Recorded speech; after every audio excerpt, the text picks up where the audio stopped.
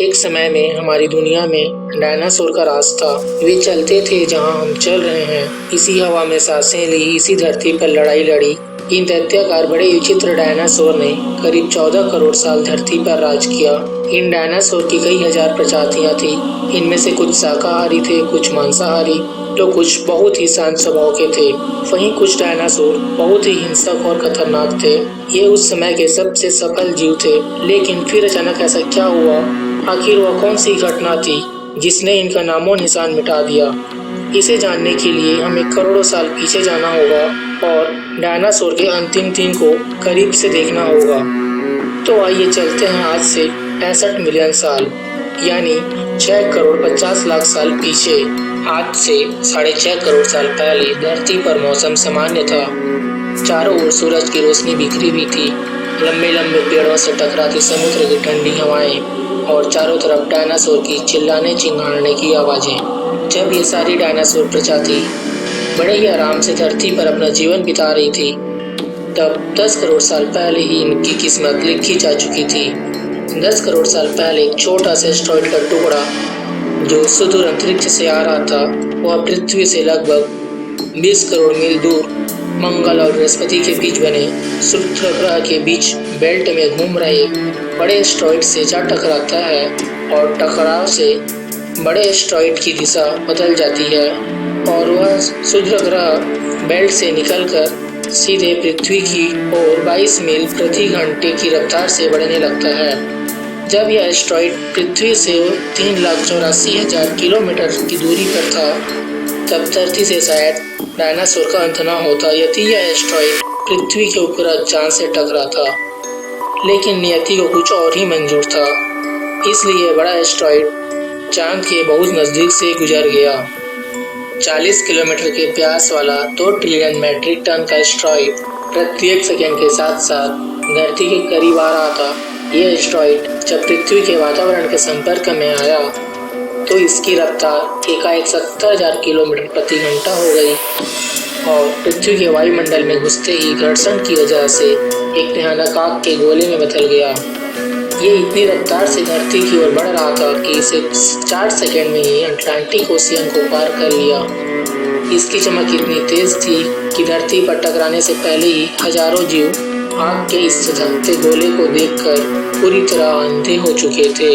ये जीव उस उल्का को देख नहीं पा रहे थे, लेकिन वह उसकी भयानक गर्मी को महसूस कर रहे थे। कुछ ही क्षण में ये एस्टेरॉयड मेक्सिको की खाड़ी के पास जमीन से टकराता है और लगभग 35,000 डिग्री सेल्सियस की ऊर्जा वाला एक भयंकर विस्फोट होता है। इस टकराव का विस्फोट लगभग 10 हाइड्रोजन बम विस्फोट के बराबर था।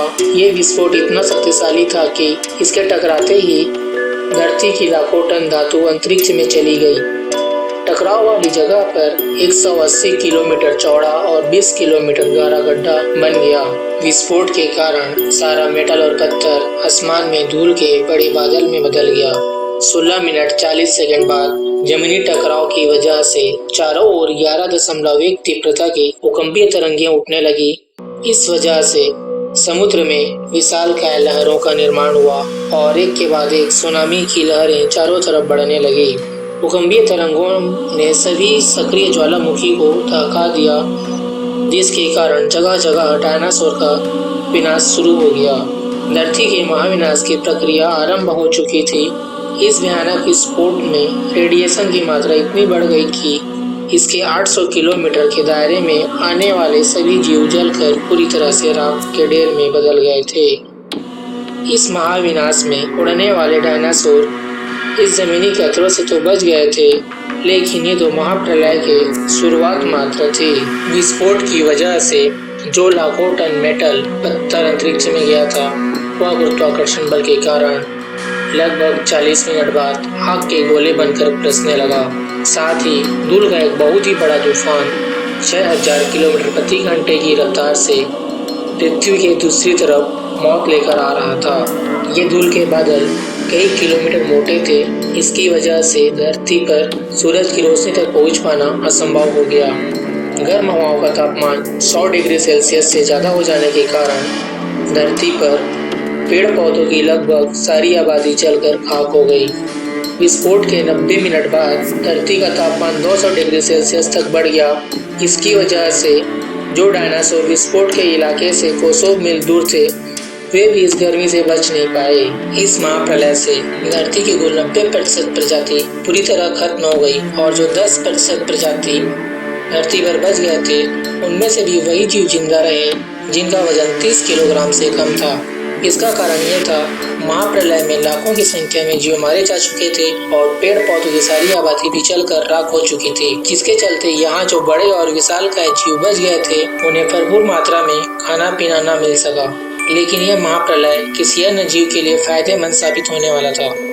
धरती पर डायनासोर का अंत एक छोटी सी प्रजाति के लिए एक सुनहरा अवसर लेकर आया। वह प्रजाति थी मैमल्स। मैमल्स क्या थे, कैसे बच गए, महाप्रलय से डायनासोर के अंत के बाद इंसान कैसे और कहां से आए, ये जानेंगे हम अगले एपिसोड में। और यदि आप चाहते हैं कि हम अगला वीडियो जल्दी से जल्द अपलोड करें, तो इस वीडियो पर अधिक से अधिक लाइक करें और हमारे चैनल को सब्सक्राइब कर हमारा सपोर्ट जरूर करें।